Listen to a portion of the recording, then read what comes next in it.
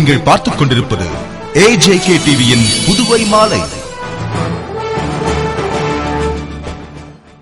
வணக்கம். புதுவை பட்ஜெட் கூட்டத்தொடர் மீண்டும் கூடியது. அதில் சட்டமன்ற உறுப்பினர்கள் அமளியில் ஈடுபட்டதால் பெரும் பரபரப்பு ஏற்பட்டது. புதுவை சட்டசபை பட்ஜெட் கூட்டத்தொடர் கடந்த 18ஆம் தேதி ஆளுநர் உரையுடன் துவங்கியது.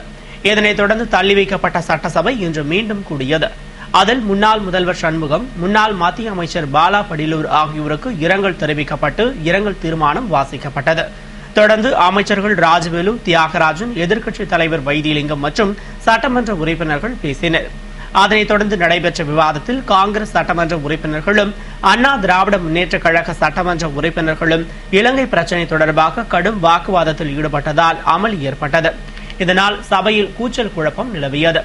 உடனே சபாநாயகர் எதிர்க்கட்சித் தலைவர் பேசுவதற்கு இடையூறாக இருக்கக்கூடாது என்றும், அவர் பேசுவது முக்கியமான விஷயம் என்பதால் அவரை பேச விட வேண்டும் என்றும், அதிமுக சட்டமன்ற உறுப்பினர்கள் பேசுவதற்கு உரிய நேரம் ஒதுக்கி தருவதாக கூறியதை அடுத்து எதிர்க்கட்சித் தலைவர் வைத்திலிங்கம் பேசினார். தொடர்ந்து சட்டமன்ற உறுப்பினர்கள் அமளியில் ஈடுபட்டனர். அவர்களை சபாநாயகர் சபாபதி சமாதானம் செய்தார். இதனால் சட்டசபை வளாகத்தில் பெரும் பரபரப்பு ஏற்பட்டது. புதுவை சட்டசபையில் உருவ பொம்மை எரிப்பு விவகாரத்தில் கண்டனம் தெரிவித்து காங்கிரஸ் சட்டமன்ற உறுப்பினர்கள் வெளிநடப்பு செய்ததால் பெரும் பரபரப்பு ஏற்பட்டது.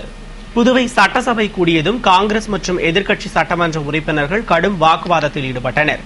அதனைத் தொடர்ந்து முதல்வர் ரங்கசாமி பேசுகையில், இலங்கை பிரச்சினை தொடர்பாக நடைபெற்ற போராட்டத்தில் தந்தை பெரியார் திராவிடர் கழகத்தினர் சிலர் சோனியா காந்தி மற்றும் பிரதமர் உருவ பொம்மையை எதிர்பாராத விதமாக எரித்திருக்கிறார்கள். மேலும் கல்வீச்சு தாக்குதல் சம்பவங்கள் நடந்துள்ளது மிகவும் வருந்தத்தக்கதாக உள்ளது என்றும், இது மிகவும் கண்டனத்திற்குரிய செயல்பாடு என்றார். மேலும் இதுபோன்ற சம்பவங்களை ஒடுக்க காவல்துறையினர் உரிய நடவடிக்கை எடுத்து இது தொடர்பாக 4 பேர் மீது வழக்கு பதிவு செய்துள்ளனர் மற்றும் முன்னெச்சரிக்கை நடவடிக்கையாக 81 பேரை கைது செய்து சட்டம் ஒழுங்குக்கு தேவையான அனைத்து நடவடிக்கைகளையும் எடுத்து வருகிறது என்று தெரிவித்தார்.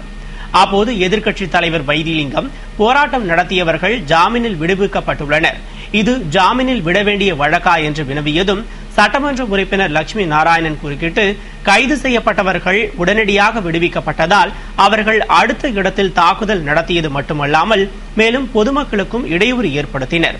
இந்த விவகாரத்தில் ஆளும் கட்சி எடுத்த நடவடிக்கையில் திருப்தி இல்லை என்று கூறினார். இதனையடுத்து எதிர்க்கட்சித் தலைவர் வைத்திலிங்கம், சட்டமன்ற உறுப்பினர்கள் வல்சராஜ், மல்லாடி கிருஷ்ணராவ், தேனி ஜெயக்குமார் ஆகியோர் சபையிலிருந்து வெளிநடப்பு செய்ததால் சட்டசபை வளாகத்தில் பெரும் பரபரப்பு ஏற்பட்டது. புதுவை காங்கிரஸ் கமிட்டி அலுவலகத்தின் முன்னாள் முதல்வர் ப. சண்முகத்தின் பிறந்தநாள் விழா மத்திய இணையமைச்சர் நாராயணசாமி முன்னிலையில் சிறப்பாக நடைபெற்றது. புதுவை காங்கிரஸ் கட்சி அலுவலகத்தில் தொடர்ந்து 2 முறை புதுவை முதல்வராகவும் 22 ஆண்டுகள் மாநில காங்கிரஸ் தலைவராகவும் 3 முறை பாராளுமன்ற உறுப்பினராகவும் 2 முறை அமைச்சராகவும் பணியாற்றி புகழ்பெற்ற முன்னாள் முதல்வர் ப. சண்முகத்தின் 86வது பிறந்தநாள் விழா மாநில காங்கிரஸ் தலைவர் ஏ. வி. சுப்பிரமணியன் தலைமையில் கொண்டாடப்பட்டது. விழாவில் சிறப்பு விருந்தினராக மத்திய இணையமைச்சர் நாராயணசாமி கலந்து கொண்டு சண்முகத்தின் திருவுருவ படத்தை திறந்து வைத்து மாலை அணிவித்து மரியாதை செலுத்தி பேசுகையில், காங்கிரஸ் கட்சி மீது மிகுந்த பற்று கொண்டு அனைத்து உயர்மட்ட தலைவர்களுடன் நெருக்கமுடன் இருந்து கட்சிக்கு சேவையாற்றிய சிறந்த தலைவர் ப. சண்முகம் என்று கூறினார்.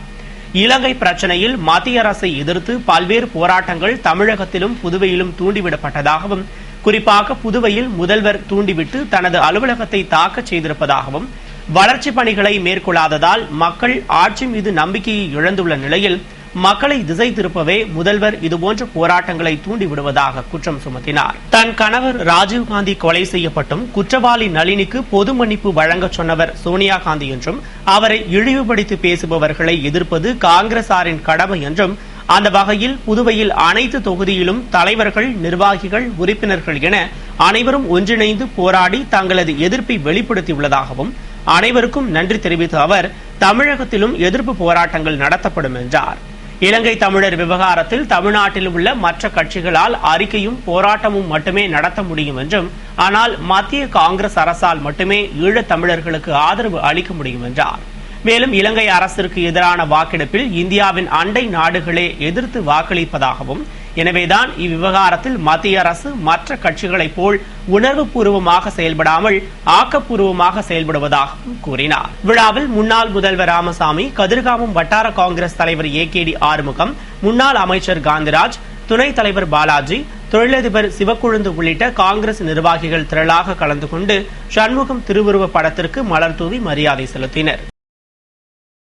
காவிரி நீர் கிடைக்காமல் பாதிக்கப்பட்ட காரைக்கால் விவசாயிகளுக்கு ஹெக்டேருக்கு 20,000 ரூபாய் நிவாரணம் வழங்கப்படும் என்று முதல்வர் ரங்கசாமி அறிவித்துள்ளார். சட்டசபையில் முதல்வர் ரங்கசாமி பேசுகையில், காவிரி நீர் கிடைக்காமல் காரைக்கால் விவசாயிகள் கடும் பாதிப்புக்கு உள்ளாக இருப்பதாகவும், மேலும் சுமார் 4,000க்கும் அதிகமான ஹெக்டேர் நிலங்கள் பாதிக்கப்பட்டுள்ளதாகவும் தெரிவித்தார். எனவே பாதிக்கப்பட்ட காரைக்கால் விவசாயிகளுக்கு நிவாரணமாக ஹெக்டேருக்கு 20,000 ரூபாய் வழங்கப்படும் என்றும், இந்த நிவாரண தொகை அடுத்த மாதம் விவசாயிகளுக்கு வழங்கப்படும் என்றும் முதல்வர் ரங்கசாமி அறிவித்தார். மேலும் அமைச்சர் ராஜவேலு பேசுகையில், முதியோர் பென்ஷன் பெறுவதில் ஏற்பட்டுள்ள குழப்பத்திற்கு உங்கள் பணம் உங்கள் கையில் திட்டம் அமல்படுத்தப்பட்டதே காரணம் என்றும், மத்திய அரசு சொல்வதை நிறைவேற்ற வேண்டிய கட்டாயம் புதுவை அரசிற்கு உள்ளதாகவும், இதனால் சில நிர்பந்தங்கள் ஏற்படுவதாகவும் கூறினார். புதுவை அரசின் சார்பில் 90,000 பேருக்கு பென்ஷன் வழங்கப்படுவதாகவும், இதில் 61,000 பேருக்கு வங்கி மூலம் வழங்க நடவடிக்கை எடுக்கப்பட்டுள்ளதாகவும் கூறினார். மீதமுள்ள 21,000 பேருக்கு அங்கன்வாடி மற்றும் தபால் நிலையம் மூலம் வழங்க உத்தேசித்துள்ளதாகவும் கூறினார். இதுபோல் 3 பிரிவுகளாக கொடுப்பதால் சில குழப்பங்கள் இருப்பதாகவும், 1072 பேருக்கு பென்ஷன் தொகையை நிலுவையில் வைத்துள்ளதாகவும், அரசு அதிகாரிகள் ஒத்துழைப்பு தராததால் திட்டங்களை நிறைவேற்றுவதில் குளறுபடி ஏற்படும் நிலையில், இருப்பினும் இதனை முறைப்படுத்த நடவடிக்கை எடுத்து வருவதாகவும் அமைச்சர் ராஜவேலு கூறினார். புதுவை வர்த்தக சபையினர் முதல்வர் ரங்கசாமியை சந்தித்து புதிய மதிப்பு கூட்டு வரி அமல்படுத்தியதை மறுபரிசீலனை செய்ய வேண்டி கோரிக்கை மனு அளித்தனர். புதுவை வர்த்தக சபையினர் வர்த்தக சபை தலைவர் செண்பகராஜன் தலைமையில் துணைத் தலைவர் சேகர், பொதுச் செயலாளர் குணசேகரன், பொருளாளர் ராஜா என்கிற தண்டபாணி முன்னிலையில் முதல்வர் ரங்கசாமியை நேரில் சந்தித்து கோரிக்கை மனு அளித்தனர். அந்த மனுவில் மாண்புமிகு முதலமைச்சர் வியாபார பெருமக்களின் பல பிரச்சனைகளை தீர்த்து வைத்தது போன்று தற்பொழுது பொதுமக்களும் வியாபாரிகளும் தானே புயலில் பாதிக்கப்பட்டு பல இன்னல்களுக்கு ஆளாகியுள்ள நிலையில், கடந்த 2011ஆம் ஆண்டு டிசம்பர் 31ஆம் தேதி பல பொருட்களுக்கு மதிப்பு கூட்டு வரியை உயர்த்தி 1/1/2012 முதல் அது அமலுக்கு வரும் என்று அறிவித்ததால் பொதுமக்களின் அன்றாடம் உபயோகப்படுத்தும் பொருட்களின் விலை பல மடங்கு உயரும் நிலை ஏற்பட்டுள்ளது. இதனால் ஏற்கனவே விலைவாசி உயர்வால் மந்த நிலையில் உள்ள வியாபாரம் கடும் பொருளாதார வீழ்ச்சியை நோக்கி செல்லும் என்றும், மேலும் இதனால் தமிழ்நாட்டிலிருந்து பொருட்கள் வாங்க வருபவர்களின் எண்ணிக்கை குறைந்துள்ளது என்றும், புதுவையில் வீட்டு உபயோகப் பொருட்களின் விலை தமிழ்நாட்டை விட குறைந்து விற்கப்பட்டதால் புதுவை அரசிற்கும் விற்பனை வரி அதிகமாக கிடைத்த நிலையில் மதிப்பு கூட்டு வரி உயர்வால் புதுவை அரசிற்கு விற்பனை வரி மூலம் கிடைக்கும் வருமானமும் பாதிக்கும் என்றும், அது மட்டுமின்றி போதிய வருமானமின்றி வியாபாரம் நலிவு பெறுவதால் பலர் வேறு தொழில் செய்ய முடிவு செய்துள்ளனர். எனவே பொதுமக்களின் நலன் கருதியும் வியாபார பெருமக்களின் நலன் கருதியும் அரசின் நலன் கருதியும் மதிப்பு கூட்டு வரி உயர்வினை மறுபரிசீலனை செய்ய வேண்டும் என்று குறிப்பிடப்பட்டிருந்தது. அதனை பெற்றுக்கொண்ட முதல்வர் ரங்கசாமி உரிய நடவடிக்கை எடுப்பதாக கூறினார். இலங்கை அரசுக்கு எதிராக புதுவையில் நடைபெற்ற போராட்டத்தில் தூண்டுதலின் பேரில் வன்முறை சம்பவங்கள் நடைபெற்றுள்ளதாக ஒதியஞ்சாலையில் நடைபெற்ற போராட்டத்தில் மத்திய இணையமைச்சர் நாராயணசாமி பேசினார். புதுவை உப்பளம் தொகுதி இளைஞர் காங்கிரஸ் சார்பில் ஒதியஞ்சாலையில் இலங்கை அரசுக்கு எதிரான போராட்டத்தில் புதுவையில் வன்முறையில் ஈடுபட்டவர்களை கைது செய்ய வலியுறுத்தி இளைஞர் காங்கிரஸ் தலைவர் இளையராஜா, துணைத் தலைவர் சரவணன் ஆகியோர் தலைமையில் மாநில காங்கிரஸ் தலைவர் ஏ வி சுப்பிரமணியன் முன்னிலையில் கண்டன ஆர்ப்பாட்டம் நடைபெற்றது. ஆர்ப்பாட்டத்தில் மத்திய இணையமைச்சர் நாராயணசாமி பங்கேற்று கண்டன உரையாற்றுகையில், இலங்கை தமிழர் பிரச்சினையில் இலங்கை தமிழர்களுக்கு உரிய உரிமையை வழங்க வேண்டும் என்று மத்திய அரசு தொடர்ந்து வலியுறுத்தி வருகிறது. மேலும் முன்னாள் பிரதமர் ராஜீவ்காந்தி காலத்தில் செய்து கொண்ட ஒப்பந்தத்தின்படி தமிழர்கள் வாழும் பகுதியில் ராணுவத்தை திரும்பப் பெற வேண்டும் என்று வலியுறுத்தியதோடு ராஜபக்சேவை போர் குற்றவாளியாக அறிவிக்க கோரியும் நடவடிக்கை எடுத்து வருகிறது. ஆனால் தமிழகம் மற்றும் புதுவையில் மாணவர்களை தூண்டிவிட்டு காங்கிரஸை குறை கூற வேண்டும் என்ற ஒரே நோக்கில் போராட்டம் நடத்துகின்றனர். குறிப்பாக காங்கிரஸ் உதவியால் 7 வருடம் அமைச்சராகவும் 7 வருடம் முதலமைச்சராகவும் பதவி வகித்து வந்த முதல்வர் தனது அலுவலக அறையில் சோனியா காந்தியின் படத்தை வைத்துக் கொண்டு போராட்டத்தில் அனைவரையும் தூண்டிவிட்டு சோனியா காந்தி பிரதமர் உருவ பொம்மைகளை எரிப்பதை வேடிக்கை பார்த்துக் கொண்டு சோனியா காந்திக்கு துரோகம் இழைத்துள்ளார். இதனை வன்மையாக கண்டிப்பதாகவும் முதல்வரின் தூண்டுதலால் தான் தன்னுடைய அலுவலகம் தாக்கப்பட்டதாகவும் குற்றம் சாட்டினார். இதுபோன்று காங்கிரஸ் தலைவர்களை இழிவுபடுத்தி அவமதிப்பு செய்தவர்களை கைது செய்யாவிட்டால் போராட்டம் தொடரும் என்றும் எச்சரித்தார்.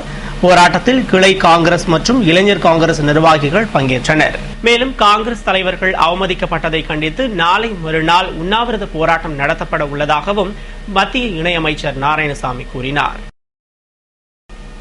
காலி பணியிடங்களை நிரப்பக் கோரி வழக்கறிஞர்கள் நீதிமன்றத்தை புறக்கணித்து போராட்டம் நடத்தினர். மேலும் நாளை சட்டமன்றம் முன்பு உண்ணாவிரதம் மேற்கொள்வதாகவும் தெரிவித்தனர். புதுவையில் காலியாக உள்ள 8 முனிசிபல் மற்றும் 1 மாவட்ட நீதிபதி பணியிடங்களை நிரப்பக் கோரியும் இளம் வழக்கறிஞர்களுக்கு ஏற்கனவே சட்டசபையில் அறிவித்தபடி 5000 ஊக்கத்தொகை வழங்க வேண்டியும் தமிழகத்தை போன்று புதுவையிலும் வழக்கறிஞர்களுக்கு 5.25 லட்சம் சேமநல நிதி வழங்க வேண்டும் உள்ளிட்ட கோரிக்கைகளை வலியுறுத்தி 3 நாட்கள் போராட்டம் நடத்துவதாக அறிவித்ததை தொடர்ந்து வழக்கறிஞர்கள் நீதிமன்றத்தை புறக்கணித்து போராட்டத்தில் ஈடுபட்டனர். வழக்கறிஞர்கள் சங்க தலைவர் குமரன் தலைமையில் துணைத் தலைவர் ஷாகிதா பர்வீன் மற்றும் நிர்வாகிகள் முன்னிலையில் நடைபெற்ற போராட்டத்தில் 13 நீதிமன்றங்களைச் சேர்ந்த 700க்கும் மேற்பட்ட வழக்கறிஞர்கள் கலந்து கொண்டனர். இதனால் நீதிமன்ற பணிகள் யாவும் பாதிக்கப்பட்டன. மேலும் அவர்கள் நாளை 26ஆம் தேதி சட்டமன்றம் முன்பு உண்ணாவிரத போராட்டம் நடத்த உள்ளதாக தெரிவித்தனர். இத்துடன் செய்திகள் நிறைவடைந்தன. வணக்கம்.